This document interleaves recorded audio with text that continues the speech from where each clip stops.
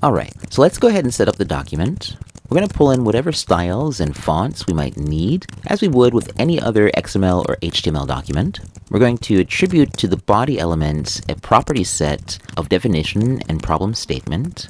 And again, the general pedagogy regarding attribution logic for the elements of the document is built on grammar annotation. Okay, so let's define the notion of a midpoint.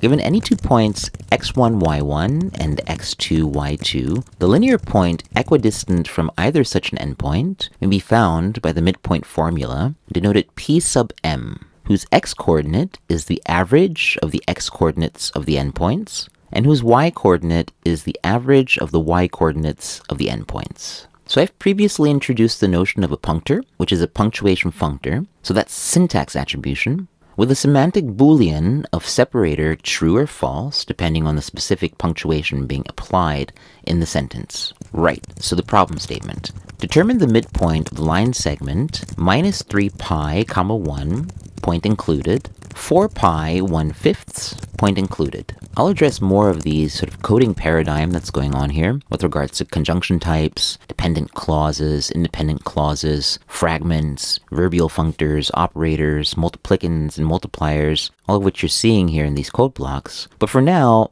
I want to keep the video short and just demo some of these functionalities. So let's go ahead and model this situation. So what we're looking for is this here x value and this y value for the midpoint. Okay, so the alignment group functionality of MathML is a bit tricky. Good practice would be to first refer to the MathML handbook for additional guidance. But again, I'm sort of modifying to my needs here regarding this particular problem set.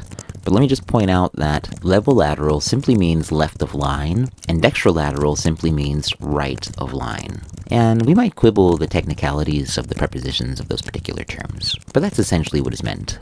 So to solve this problem, we simply follow the rules of arithmetic, including the order of operations.